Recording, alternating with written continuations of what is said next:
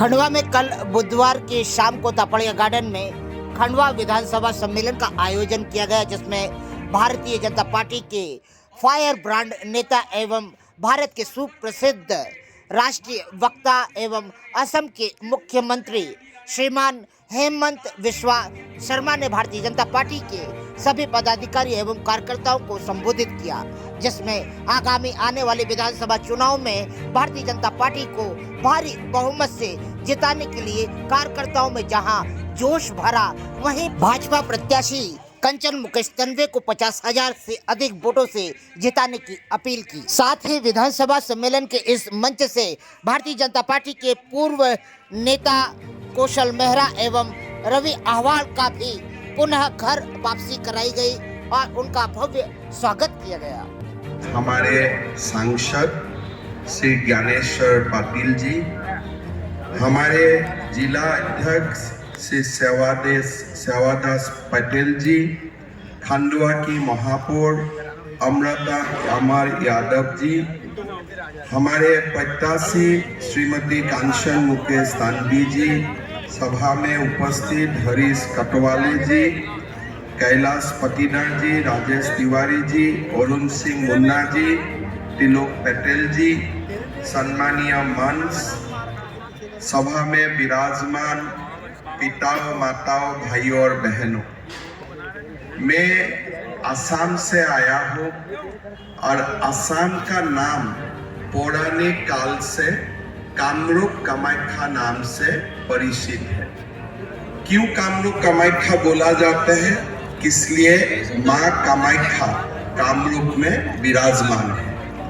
माँ कामाख्या का असम भूमि से मैं माँ नर्मदा का पवित्र भूमि मध्य प्रदेश में आया हूँ और आप सब लोगों को मैं नमन बंदन अभिनंदन करता हूँ। धुनियाले दादाजी का भी एक प्रमुख आध्यात्मिक केंद्र है और मैं दादाजी को मेरा श्रद्धा सुमन, मेरा प्रणाम, मेरा नमन करता हूँ।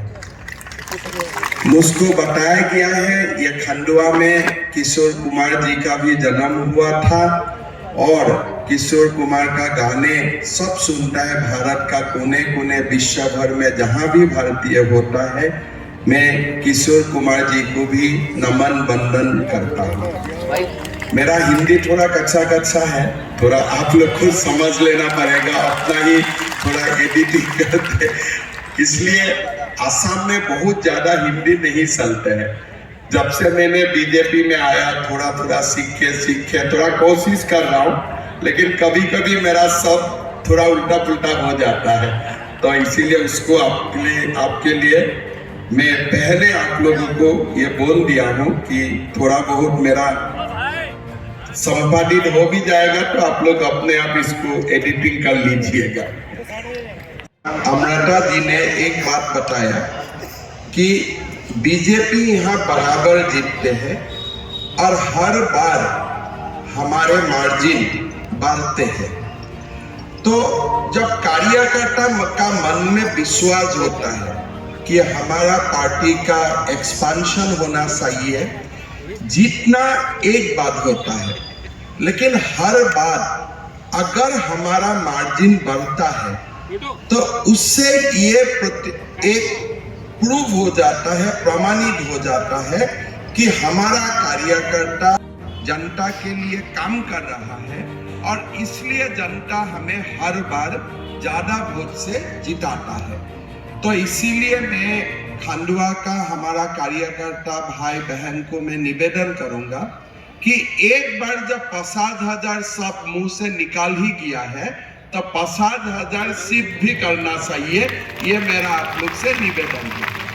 और मैं बिना अहंकार, कोई मन में अहंकार नहीं लेके हुए, मैं आप लोग को मेरा जीवन का एक थोड़ा सा मैं 2 मिनट में बताना चाहता हूँ। पहले मेरा चुनाव लड़ने का सौभाग्य हुआ 1996 में। वो समय मेरा उम्र 26 साल का था और मेरा लड़ाई भी हुआ एक असम का बहुत बड़ा नेता का साथ। मैं 7,000 वोट से हार गया। तो ठीक है, शुरुआत तो हार गया, फिर मैं और चुनाव लड़ा, उस बार मैंने 65,000 वोट से जीता, 65,000। फिर 2016 में मैं और चुनाव लड़ा, उस बार मैं 85,000 वोट से जीता। और इस बार 2021 में मैं चुनाव लड़ा, मैं 1,05,000 वोट से जीता। और वो कॉन्स्टिट्यूएंसी कौन सा है? जहां मां कामाख्या का मंदिर है। तो गुवाहाटी में ही मेरा कॉन्स्टिट्यूएंसी है। और कार्यकर्ता का मन में जब उत्साह होता है तो चुनाव भी जीतते हैं, चुनाव का मार्जिन भी बड़ा होता है। तो मेरा विश्वास है कि खंडवा का हमारा कार्यकर्तागण, हमारा जनता, हमारा बहन कंचन मुकेश बहन को पूरा भरपूर आशीर्वाद देगा और इस बार कम से कम 50,000 पार करके रखेगा, ये मेरा विश्वास है। भाई और बहनों, मध्य प्रदेश का बारे में मुझको बहुत बोलने का जरूरत नहीं है। किस लिए? मध्य प्रदेश का विकास का बारे में किसी को बोलने का जरूरत नहीं है। ये देखने वाला चीज है, ये हम लोग सब अपना आंखों से देख सकता हूं। थोड़ा मैं मेरा एक उदाहरण देता हूं। मैं कांग्रेस का मंत्री था। वो समय मैं आप लोगों को थोड़ा पहले का समय में लेके जाना चाहता हूं, जब दिग्विजय सिंह जी मध्य प्रदेश का मुख्यमंत्री था। हम लोग को यहाँ में कॉन्क्लेव वगैरह होते थे, पीवी नरसिम्हा राव जी प्रधानमंत्री थे, तो हमको भोपाल आना होता था। भोपाल आने से एक बार हर सब लोगों का मन में आते हैं कि महाकाल का दर्शन भी करके जाओ। तो ऐसे मध्य प्रदेश में 2-3 बार आने का समय हुआ। तो होटल में रहता था, लाइट नहीं होते थे, तो मैं पूछता था, भाई साहब लाइट कब आते हैं? बोले यहाँ तो लाइट आने का सवाल ही नहीं है, लाइट खाली जाते ही रहता है, लाइट आते कब किसी का पता नहीं चलता है। रोड का जो हालत था, और रोड का हालत भी देखने का लायक था। मतलब आप 2 घंटा का रास्ता 6 से घंटा दौड़ 4 से 5% है। बाकी माइनिंग वगैरह, पेट्रोल वगैरह, उद्योग वगैरह के लिए हमारा ग्रोथ 17% है। मतलब क्या है? मतलब विकास हुआ है, लेकिन विकास कोई पार्टिकुलर क्षेत्र में ही सीमाबद्ध है। आम लोगों के लिए वो विकास नहीं हुआ है। मैं खुद का स्टेट, मेरा स्टेट का बारे में ही मैं बोल रहा हूँ। मेरा मन में कोई अहंकार नहीं है कि हर जगह में जो गलत है उसको सच बोल के प्रस्तुत करना है।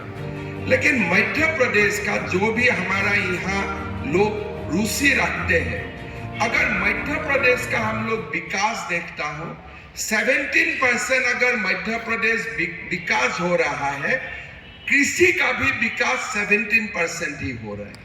मतलब जो विकास है, और विकास ने गांव का लोगों को छुआ है, विकास ने कृषकों का जीवन को परिवर्तन किया है, विकास ने फार्मर्स का जीवन को परिवर्तन किया है। आज मध्य प्रदेश में ये चुनाव का चक्कर में मुझको थोड़ा आकाश मार्ग में भी घूमने का मौका मिला। अब जब ऊपर से मैं देखता हूँ, हर जगह में जमुना का, नर्मदा का पानी जा रहा है, इरिगेशन हो रहा है, और खुशहाली ऊपर से ही दिखता है कि पूरे जगह में एक एग्रीकल्चर का रिवॉल्यूशन हुआ है। अभी आप खुद पूछिए, क्या ये चीज दिग्विजय सिंह का सरकार में क्या था? आज लोग बोल सकता है कि बीजेपी ये वो है, पर बीजेपी का समय में जो नेशनल हाईवे हम लोग दिखाई पड़ता है, क्या पहले कांग्रेस का समय में वो नेशनल हाईवे था? क्या कांग्रेस का समय में 26 घंटा बिजली कोई सरकार दे पाता था? आज कमलनाथ जी और दिग्विजय सिंह जी जब वोट मांगने आते हैं, तो एक प्रश्न हमारा मन में आते हैं कि भाई कांग्रेस का कोई नया नेता आने से अलग बात है, लेकिन जो लोगों का दिन में मध्य प्रदेश ने कोई विकास नहीं देखा, वो लोगों को दोबारा वोट देने का मतलब क्या हो सकता है, वो मेरा दिमाग में उतरता नहीं है। अब दिग्विजय सिंह जी जब अपना घर से भोपाल जाते हैं, अभी आप कौन सा रास्ता से जाते हैं और पहले आप कौन सा रास्ते से जाते थे? रावगढ़ से जब आप भोपाल जाते हैं, मैं खुद उनका पत्नी का जब निधन हुआ था तब मैं उनका घर में आया था। उनका घर से वो समय भोपाल पहुंचने से 10-12 घंटा लगते थे। थोड़ा दिन पहले मैं गया था, 6 घंटा 5 घंटा में भोपाल पहुंच गया। तो खुद अब हर दिन देखता है। शिवराज जी का बारे में आप अनट फनट बोल सकता है, लेकिन आपका बिजली बाती जब 10 बजे भी रहता है, 11 बजे भी रहता है, दिन का 2 बजे भी रहता है, मन में मन तो आप बीजेपी को धन्यवाद देते ही हो ना, बाहर में बोल सके और ना सके। आज जो रास्ता का डेवलपमेंट है, इकोनॉमिक डेवलपमेंट है, ये हमें पूरा दिखाई देता है। ये किसी को बोलने का जरूरत नहीं है। आज आप लोग देखिए, प्रधानमंत्री नरेंद्र मोदी जी को आप लोग खुद देखा है।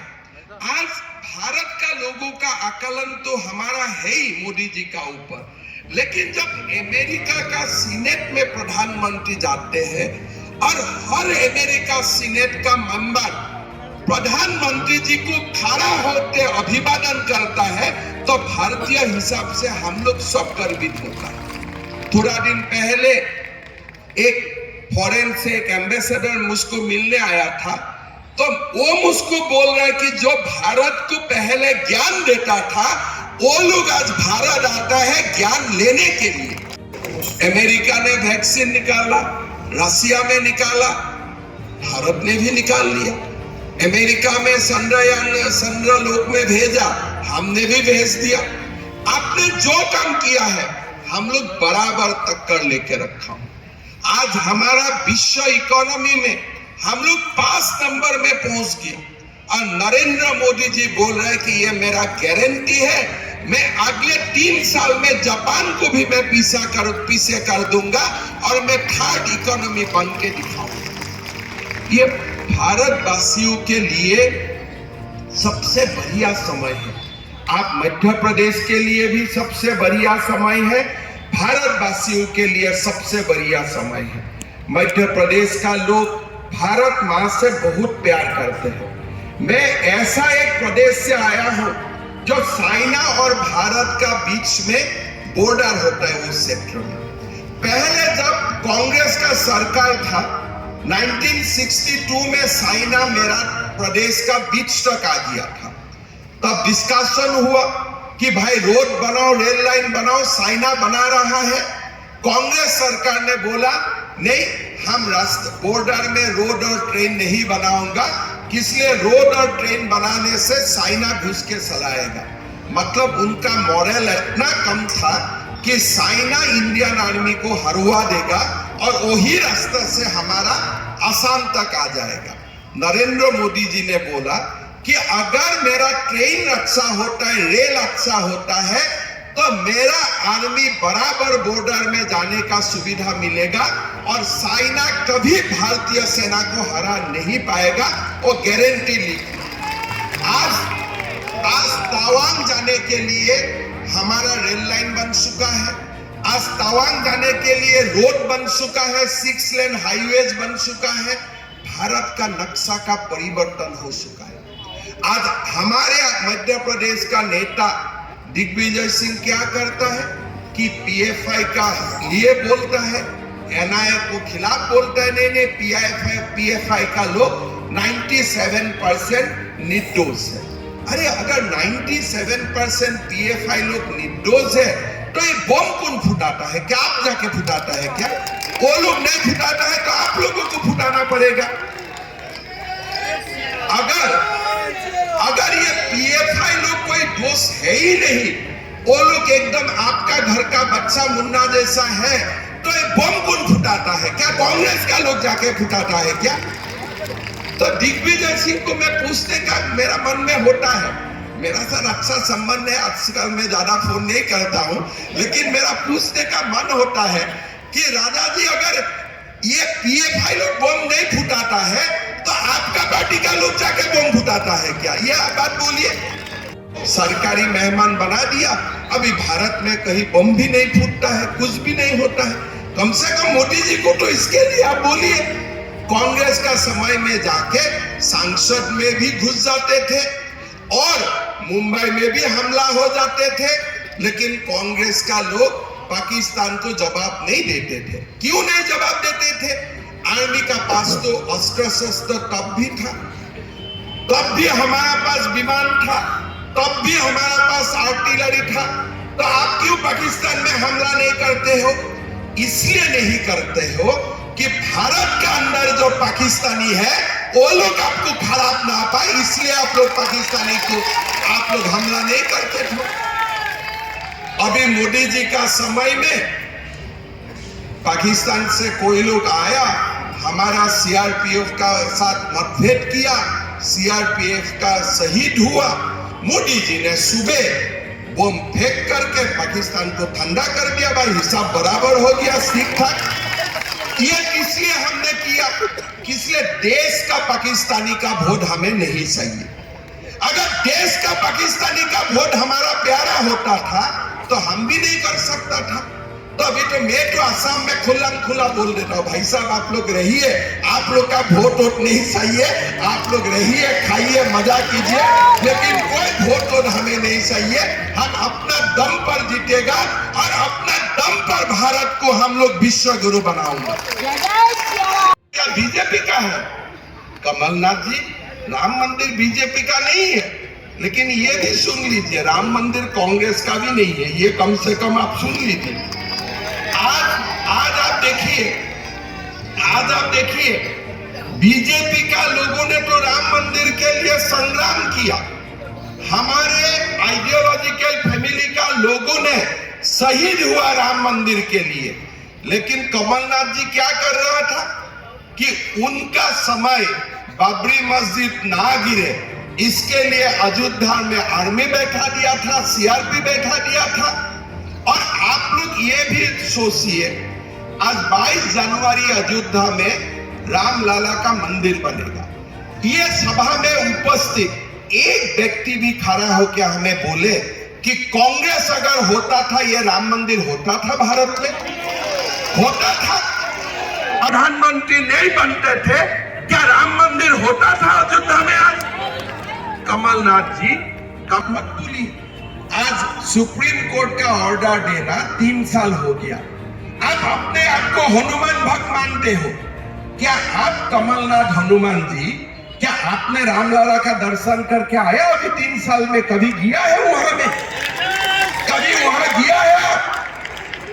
अगर हनुमान जी ने अगर अयोध्या में राम मंदिर बनाने का पहला काम शुरू हुआ, उसमें तो हनुमान जी बैठा हुआ होगा, जहां भी राम का गुण होता है वही हनुमान जी बैठता है। लेकिन हमारे केक काटने वाले कमलनाथ जी हनुमान भक्त आज तक तो राम मंदिर गया नहीं। दुनिया का मंदिर में जाएगा लेकिन राम मंदिर में नहीं जाएगा। इसलिए राम मंदिर जाने से हमारा भारत का अंदर में जो हमास लोग हैं वो लोग नाराज हो जाएगा, इसलिए वहां नहीं जाएगा। आपने देखा है राहुल गांधी को रामलला का मंदिर में? नहीं। किसी ने देखा है? नहीं। प्रियंका गांधी को रामलला का मंदिर में देखा है? नहीं। कमलनाथ का रामलला का मंदिर में देखा है? नहीं। दिग्विजय सिंह जी को तो कहीं देख सकता है, मंदिर में तो हम नहीं देखेगा, वो तो अलग बात है। आप देखिए, चुनाव आने से हर मंदिर जाएगा लेकिन राम मंदिर नहीं जाएगा। किसलिए? राम मंदिर जाने से बाबर वाला लोग नाराज हो जाएगा, इसीलिए राम मंदिर नहीं जाएगा। मैं तो कमलनाथ जी को बार बार बोल रहा हूं, एक बार तो जाके राम मंदिर का दर्शन करके आइए। वो जाते नहीं है, हर मंदिर में जाएगा लेकिन राम मंदिर जाएगा नहीं। किसी राम मंदिर जाने में हमारा भारत का अंदर जो अभी भी बाबर लोग जिंदा है वो लोग नाराज हो जाएगा। थोड़ा दिन पहले मैं छत्तीसगढ़ गया था। छत्तीसगढ़ में एक कवाड़ा बोल के कॉन्स्टिट्यूएंसी है, तो वहां में गया, लोगों ने बोला कुछ बात, मैं सभा में अकबर जी का खिलाफ कुछ बताया। तो 2 दिन बाद मैं गुवाहाटी चला गया। गुवाहाटी जाके मैंने देखा इलेक्शन कमीशन का मेरा ऊपर नोटिस, किसने कांग्रेस ने कंप्लेन दिया है कि अकबर का खिलाफ आपने क्यों बोला। मैं कमीशन को बोला मैं तो जीवन ही यहाँ भारत में जन्म लिया हूँ बाबर और औरंगजेब का खिलाफ बोलने के लिए, जो भी बाबर और औरंगजेब का खिलाफ तो हमें बोलना ही पड़ेगा। अगर बाबर और औरंगजेब का खिलाफ में नहीं बोलो तो भारत विश्व गुरु भी नहीं बनेगा। जब तक बाबर और औरंगजेब टाइप नहीं होगा तब तक देश भी आगे नहीं बढ़ेगा। थोड़ा दिन राजस्थान में कांग्रेस का सरकार है, कुछ विवाद हुआ। एक ऐसा बाबर ने ऐलान किया कि जो भी ये विषय में कोई बोलेगा उनको हम सरतन जुदा कर देगा। तो मैंने टीवी में देखा, मैं बोला कोई सरतन जुदा होता है क्या? हम बोला ये कहाँ होता है। फिर राजस्थान में कन्हैया लाल बोल के एक व्यक्ति ने कुछ फेसबुक किया, सचमुच उसको जाके सरतन जुदा कर दिया। राजस्थान में कांग्रेस सरकार था, कुछ भी नहीं किया। वो लोग का मन में बहुत फुर्ती हुआ, भाई हमने तो सरतन जुदा कर दिया। तो मैं इतना ही बोल सकता हूं कि अगर राजस्थान में कांग्रेस सरकार नहीं होता था और वहां में अगर बीजेपी का सरकार होता था, हम भी सरतन जुदा का हिसाब 5 मिनट में बराबर कर देता था, कोई हमारे प्रॉब्लम नहीं। हम भी जानता हूं कि उनका कैसा भाषा आपका साथ प्रयोग करना है। मैं इसीलिए हमेशा ओवैसी को बोलता हूं कि आप जो स्कूल में पढ़ा है वो स्कूल में बीजेपी का कार्यकर्ता लोग डॉक्टरेट डिग्री कर चुका है। आप ज्यादा बात मत बोलो। भाई और बहनों, मैं जब असम का सीएम बना, ये भी बीजेपी का बड़प्पन है, मैं कांग्रेस में था लेकिन बना दिया मुझको भी सीएम, ठीक है। तो जब मैंने सीएम बना तो मेरा पास एक फाइल आया कि मद्रासा टीचर का सैलरी देना है। हम बोला ये कौन सा स्कूल है? बोले सर जहां में थोड़ा मुल्ला उल्ला बनता है वही स्कूल है। तो तनख्वाह कौन देता है? बोला सरकार देता है। मैं बोला भारत को डॉक्टर इंजीनियर का जरूरत है कि या तनख्वाह देने के लिए हमें मुल्ला का जरूरत है? बोला नहीं सर ये तो चल रहा है 1935 से। हम बोला ठीक है, 1935 से अभी तक हमारा मुल्ला का जरूरत हुआ करता था। अभी तो हम लोग संद्रा में जाना है, अभी तो हमें साइंटिस्ट जरूरत है, एम्स खोल रहा है, हमें डॉक्टर का जरूरत है। आज का ये मद्रासा वाला कहानी बंद करो और हमें डॉक्टर इंजीनियर बनाने वाला स्कूल चला दो होगा। ये बोला एक्शन होने से तो रिएक्शन होगा ही होगा, होने दो ना, उसमें मेरा क्या फर्क पड़ता है। कुछ भी एक्शन नहीं हुआ। 700 मद्रासा का ताला भी बंद हो गया, लोग अभी डॉक्टर इंजीनियर बन रहे हैं, आराम से काम चल रहा है। ऐसा ही लोग बोला था 370 धारा अगर आप खत्म कर देगा तो देश जल जाएगा। ठीक है, अमित शाह ने बोलो देश जलने दो, और हम लोग का भी पास फायर ब्रिगेड है, हम भी पानी मार देगा, देश जो भी जलेगा वो ठंडा भी हो जाएगा साथ साथ। आज देखो 370 धारा खत्म हो गया, जम्मू कश्मीर भी शांत हो गया। वो जो लोग बोलता था कि साहब पूरा आग जल जाएगा देश में, हम तो वो लोग को बोलता हूं बेकार तुम्हारे लिए फायर ब्रिगेड में खर्चा किया, कोई आग ही नहीं लगा, कोई आग ही नहीं लगा। जब हमारा मन में दम है कि भारत माता के लिए कुछ करना है, ये भारत माता बहुत ही महान है, हमें आशीर्वाद भी देता है, हमें शक्ति भी देता है, राम मंदिर भी बन जाता है, 370 धारा भी समाप्त हो जाता है और भारत आगे बढ़ता है। भाई और बहनों, हमें शक्ति चाहिए। आप समझ सकते हो, थोड़ा दिन पहले कर्नाटक में कांग्रेस ने चुनाव जीता, उसका बाद आज कर्नाटक का हालत क्या है? फिर तुष्टीकरण का राजनीति शुरू हो गया, हर जगह में तुष्टीकरण। आप सोशल मीडिया देखो, वही बाबर औरंगजेब जैसे कांग्रेस का सरकार नहीं आया है, देश में मुगल का ही शासन आ गया है, ऐसा वो लोग हल्ला शुरू कर दिया।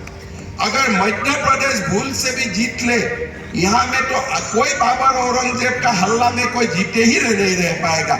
वो लोग ऐसा लगेगा कि मुगल साम्राज्य ही यहाँ आ गया। तो इसीलिए भाइयों और बहनों, हमारा पास विकास भी है, शिवराज जी का नया मॉडल भी है, नरेंद्र मोदी जी का विकास का हमने सबने स्वरूप देख चुका हूं, और साथ साथ में हमारा देश का स्वाभिमान को भी हमें रक्षा करना है। कांग्रेस का लोग विकास का बात बोलते हैं, स्वाभिमान का बात नहीं बोलते हैं। मैं हमेशा असम में जाके बोलता हूं कि हमारा पास सब कुछ है, लेकिन अगर मैं मंदिर नहीं जा सकता हूं, क्या मेरा मन में शांति होगा? अगर मैं हमेशा मंदिर जाता हूं, मेरा पास विकास नहीं है, तब भी मेरा मन कभी शांति नहीं होगा। तो विकास और हमारा स्पिरिचुअलिटी, इसका संतुलन बना के रखना ही बीजेपी का काम है। बीजेपी समाज को भी आगे बढ़ा के ले जाता है, और साथ साथ में बीजेपी भारत माता का भी विश्व गुरु बनाने का संकल्प आगे लेके जाते हैं। भाइयों और बहनों, मध्य प्रदेश में बहुत सारा काम हुआ है। लाडली बहना एक ऐसा योजना है जिससे मातृशक्ति का सम्मान बढ़ते हैं। 1250 रुपया जाते हैं। शिवराज जी ने मुझको बोला कि हिमन भैया मैं इसको 3000 तक लेके जाऊंगा। गैस सिलेंडर भी 450 रुपया देने का सारे काम उन्होंने समाप्त कर लिया। प्रधानमंत्री आवास योजना का आवास बना, साथ साथ में सीएम आवास योजना का भी उन्होंने क्रियान्वयन काम करने का शुरू कर दिया है। मध्य प्रदेश में विकास हो रहा है, भारत में विकास हो रहा है, और हमारा सनातन संस्कृति का भी उत्थान हो रहा है। भाइयों और बहनों, हमें ऐसा ही विकास चाहिए। हमारा सनातन भी संरक्षित होना चाहिए, साथ साथ में हमारा विकास भी होना चाहिए। आज दिग्विजय सिंह कमलनाथ का पास कुछ नहीं है, इसीलिए कमलनाथ बोलता है दिग्विजय का कपड़ा फाड़ दो। तो आपका कैबिनेट में क्या होगा? दिग्विजय समर्थक जाके कमलनाथ समर्थक का कपड़ा फाड़ेगा, और कमलनाथ समर्थक जाके दिग्विजय सिंह का कपड़ा फाड़ेगा। तो कपड़ा फाड़ने का नाटक देखने का क्या हमारा काम है क्या? वो तो हमारा काम नहीं है। आप जो कपड़ा फाड़ना उनका काम है, भाई घर का अंदर ही करो, रास्ता में मत करो, इतना ही मेरा निवेदन है। बाकी कुछ नहीं है, आप कपड़ा घर का अंदर ही फाड़ो, जो फाड़ो, जिसका फाड़ो। भाइयों और बहनों, कंचन जी चुनाव में है, मेरा तो विश्वास है जीतेगा ही जीतेगा।